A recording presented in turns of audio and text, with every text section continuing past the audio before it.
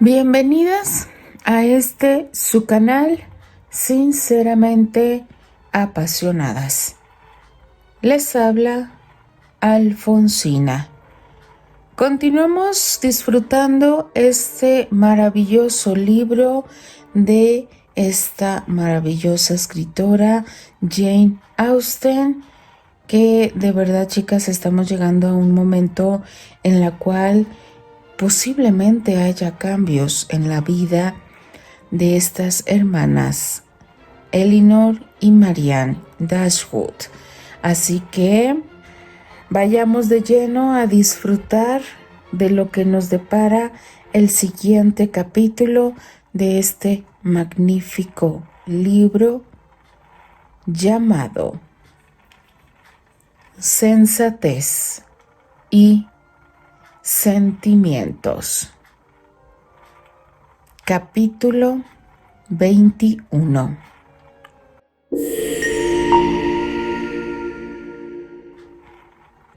Los Palmer volvieron a Cleveland al día siguiente, y en Barton solo quedaron las dos familias para invitarse mutuamente. Pero esto no duró mucho. Elinor todavía no se sacaba bien de la cabeza a sus últimos visitantes. No terminaba de asombrarse de ver a Charlotte tan feliz sin mayor motivo, al señor Palmer actuando de manera tan simplona, siempre un hombre capaz, y la extraña discordancia que a menudo existía entre marido y mujer. Antes de que el activo celo de Sir John y la señora Jennings en pro de la vida social le ofrecieron un nuevo grupo de conocidos de ellos a quienes ver y observar. Durante un paseo matutino a Exeter, se había encontrado con dos jovencitas a quienes la señora Jennings tuvo la alegría de reconocer como parientes, y esto bastó para que Sir John las invitara de inmediato a ir a Barton Park, tan pronto hubieran cumplido con sus compromisos del momento en Exeter. Sus compromisos en Exeter fueron cancelados de inmediato ante tal invitación, y cuando Sir John volvió a la casa, indujo una no despreciable alarma en Lady Middleton, decirle que pronto iba a recibir la visita de dos muchachas a las que no había visto en su vida, y cuya elegancia, incluso de que su trato fuera aceptable, no tenía prueba alguna, porque las garantías que su esposo y su madre podrían ofrecerle al respecto no le servían de nada.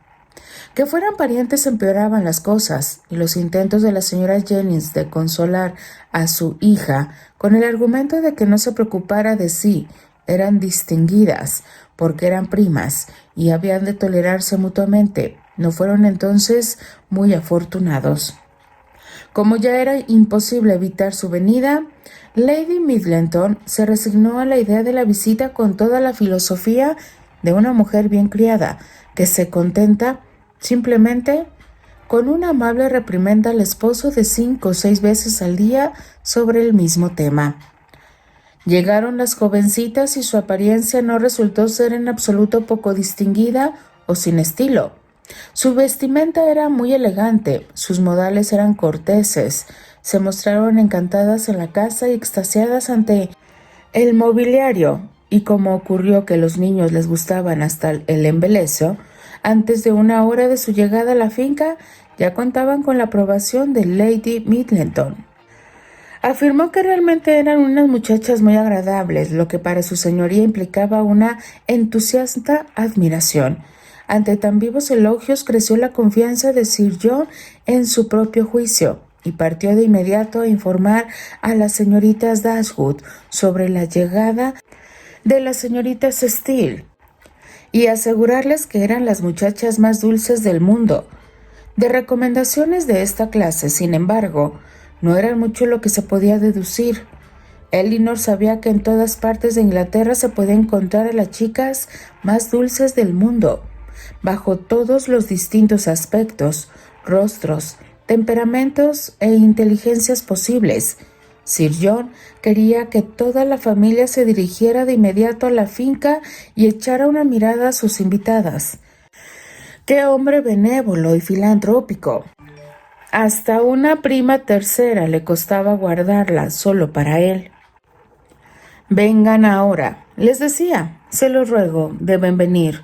No aceptaré una negativa. Ustedes sí vendrán. No se imaginan cuánto les gustarán. Lucy es terriblemente bonita y tan alegre y de buen carácter. Los niños ya están apegados a ella como si fuera una antigua conocida, y las dos se mueren de deseos de verlas a ustedes, porque en Exeter escucharon que eran las criaturas más bellas del mundo. Les he dicho que eran absolutamente cierto, y mucho más. Estoy seguro de que a ustedes les encantarán ellas. Han traído el coche lleno de juguetes para los niños. ¿Cómo pueden ser tan esquivas y pensar en no venir? Si de alguna manera son primas suyas, ¿verdad? Porque ustedes son primas mías y ellas lo son de mi esposa, así que tienen que estar emparentadas. Pero Sir John no logró su objetivo. Tan solo pudo arrancarles la promesa de ir a la finca dentro de 1 o 2 días, y luego partió asombradísimo ante su indiferencia, para dirigirse a su casa y alardear nuevamente de las cualidades de las Dashwood ante las señoritas Steele, tal como había alardeado de las señoritas Steele ante las Dashwood. Cuando cumplieron con la prometida visita a la finca y les fueron presentadas las jovencitas, no encontraron en la apariencia de la mayor, que casi rozaba los 30 y tenía un rostro poco agraciado y para nada despierto, nada que admirar, pero en la otra, que no tenía más de 22 o 23 años, encontraron sobrada belleza. Sus facciones eran bonitas, tenían una mirada aguda y sagaz y una cierta airosidad en su aspecto que, aunque no le daba verdadera elegancia, sí la hacía distinguirse. Los modales de ambas eran especialmente corteses, y pronto Elinor tuvo que reconocer algo de buen juicio en ellas, al ver las constantes y oportunas atenciones con que hacían agradables a Lady Middleton. Con los niños se mostraban continuo arrobamiento, ensalzando su belleza, atrayendo su atención y complaciéndolos en todos sus caprichos. Y el poco tiempo que podían quitarle a las inoportunas demandas a que su gentileza las exponía, lo dedicaban a admirar lo que fuera que estuviera haciendo su señoría, en caso de que estuviera haciendo algo, o a copiar el modelo de algún modelo vestido elegante que, al verle usar el día antes, las había hecho caer en interminable éxtasis. Por fortuna para quienes buscan adular tocando este tipo de puntos flacos, una madre cariñosa, aunque es el más voraz de los seres humanos, cuando se trata de ir a la casa de alabanzas para sus hijos, también es el más crédulo. Sus demandas son exorbitantes, pero se traga cualquier cosa, y así, Lady Middleton aceptaba sin la menor sorpresa o desconfianza las exageradas muestras de afecto y la paciencia de las señoritas Steele hacia sus hijos. Veía con materna complacencia todas las tropelías e impertinentes travesuras a las que se sometían sus primas. Observaba cómo les desataban sus cintos, les tiraban el cabello, que llevaban suelto alrededor de las orejas, les registraban sus costureros y le sacaban sus cortaplumas y tijeras. Y no le cabía ninguna duda acerca del placer que era mutuo.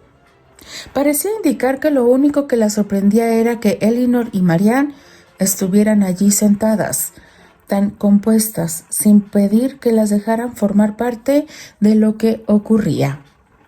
John está tan animado hoy, decía, al ver cómo tomaba el pañuelo de la señorita Steele y lo arrojaba por la ventana. No deja de hacer travesuras. Y poco después, cuando el segundo de sus hijos pellizcó violentamente a la misma señorita en un dedo, comentó llena de cariño: «¡Qué juguetón es William! Y aquí está mi dulce Ana María», agregó, acariciando tiernamente a una niña de 3 años que se había mantenido sin hacer ni un ruido durante los últimos 2 minutos. «Siempre es tan gentil y tranquila. Jamás ha existido una chiquita tan tranquila». Pero por desgracia, al llenarla de abrazos, un alfiler del tocador de su señoría rasguñó levemente a la niña en su cuello, provocando en este modelo de gentileza tan violentos chillidos que a duras penas podrían haber sido superados por ninguna criatura reconocidamente ruidosa. La consternación de su madre fue enorme, pero no pudo superar la alarma de las señoritas Steele, y entre las tres hicieron todo lo que en una emergencia tan crítica el afectado indicaba que debía hacerse para mitigar las agonías de la pequeña doliente.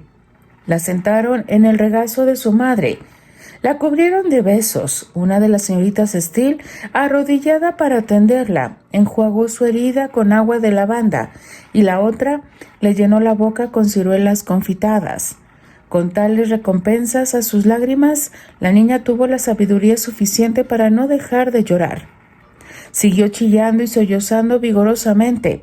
Dio de patadas a sus dos hermanos cuando intentaron tocarla.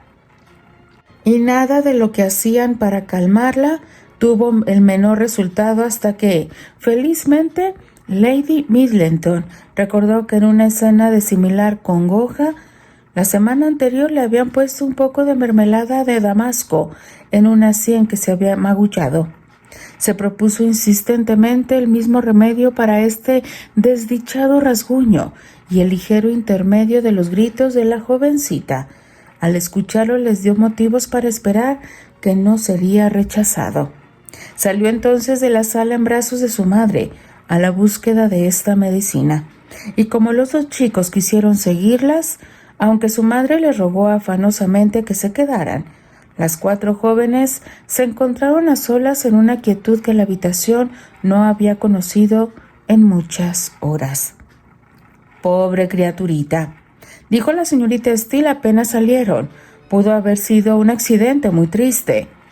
«Aunque difícilmente puedo imaginarlo», exclamó Marianne, «a no ser que hubiera ocurrido en circunstancias muy diferentes, pero esta es la manera habitual de incrementar la alarma, cuando en realidad no hay nada que alarmarse». «¡Qué mujer tan dulce es Lady Middleton!», dijo Lucy Steele. Marianne se quedó callada. Le era imposible decir algo que no sentía, por trivial que fuera la ocasión, y de esta forma siempre caía sobre Elinor toda la tarea de decir mentiras cuando la cortesía así lo requería. Hizo lo mejor posible cuando el deber la llamó a ello por hablar de Lady Middleton con más entusiasmo de que sentía, aunque fue mucho menor que el de la señorita Lucy. «Y Sir John también», exclamó la hermana mayor. «¡Qué hombre tan encantador!». También en este caso, como la buena opinión de él tenía la señorita Dashwood no era más que sencilla y justa, se hizo presente sin grandes exageraciones. Tan solo observó que era de muy buen talante y amistoso. «¿Y qué encantadora familia tienen? En toda mi vida había visto tan magníficos niños. Créanme que ya los adoro, y eso que en verdad me gustan los niños con locura». «Me lo habría imaginado», dijo Elinor con una sonrisa, «por lo que he visto esta mañana». «Tengo la idea», dijo Lucy, «de que usted cree que a los pequeños Middleton demasiados consentidos, quizá estén al borde de serlo, pero es tan natural en Lady Middleton, y por mi parte me encanta ver niños llenos de vida y energía. No los soporto si son dóciles y tranquilos». «Confieso», replicó Elinor, «que cuando estoy en Barton Park nunca pienso con horror en niños dóciles y tranquilos». A estas palabras siguió una breve pausa, rota primero por la señorita Steele, que parecía muy inclinada a la conversación y que ahora dijo, de manera algo repentina: «¿Y le gusta Devonshire, señorita Dashwood? Supongo que lamentó mucho dejar Sussex». Algo sorprendida ante la familiaridad de esta pregunta, o al menos ante la forma en que fue hecha, Elinor respondió que sí, le había costado. «Norland es un sitio increíblemente hermoso, ¿verdad?», agregó la señorita Steele. «Hemos sabido que Sir John tiene una enorme admiración por él», dijo Lucy, que parecía creer que se necesitaba alguna excusa por la libertad con que había hablado su hermana. «Creo que todos los que han estado allí tienen que admirarlo», respondió Elinor, «aunque es de suponer que nadie aprecia sus bellezas tanto como nosotras». «¿Y tenía más allá muchos admiradores distinguidos? Me imagino que en parte del mundo no tienen tantos. En cuanto a mí, pienso que siempre son gran aporte». «Pero ¿Por qué?, dijo Lucy con aire de sentirse avergonzada de su hermana. ¿Piensas que en Devonshire no hay tantos jóvenes guapos como en Sussex? No, querida, por supuesto no es mi intención decir que no los hay. Estoy segura de que hay una gran cantidad de galanes muy distinguidos en Exeter, pero ¿cómo crees que podría saber si hay jóvenes agradables en Norland? Y yo solo temía que las señoritas Dashwood encontraran aburrido Barton si no encuentran acá tantos como los que acostumbraban tener. Pero quizá a ustedes, jovencitas, no les importen los pretendientes y estén tan a gusto sin ellos como con ellos. Por mi parte, pienso que son enormemente agradables, siempre que se vistan de manera elegante y se comporten con urbanidad, pero no soporto verlos cuando son sucios o antipáticos. Vean, por ejemplo, al señor Rose de Exeter, un joven maravillosamente elegante, bastante apuesto, que trabaja para el señor Simpson, como ustedes saben, y sin embargo, si uno lo encuentra en la mañana, no se lo puede mirar. Me imagino, señorita Dashwood, que su hermano era un gran galán antes de casarse, considerando que era tan rico. ¿No es verdad? Le prometo, replicó Elinor, que no sabría decírselo porque no entiendo bien el significado de la palabra. Por esto sí puedo decirle que si alguna vez él fue un galán antes de casarse, lo es todavía, porque no ha habido el menor cambio en él. Ay, querida, una nunca piensa en los hombres casados como galanes. Tienen otras cosas que hacer. Por Dios, Anne, exclamó su hermana, solo hablas de galanes. Harás que la señorita Dashwood crea que no piensas sino en eso. Luego, para cambiar de tema, comenzó a manifestar su admiración por la casa y el mobiliario. Esta muestra de lo que era la señorita Steele fue suficiente. Las vulgares libertades que se tomaba la mayor y sus insensateces la dejaban sin nada a favor, y como a Elinor ni la belleza ni la sagaz apariencia de la menor le habían hecho perder de vista su falta de real elegancia y naturalidad, se marchó de la casa sin ningún deseo de conocerlas más. No ocurrió lo mismo con las señoritas Steele. Venían de Exeter, bien provistas de admiración por Sir John.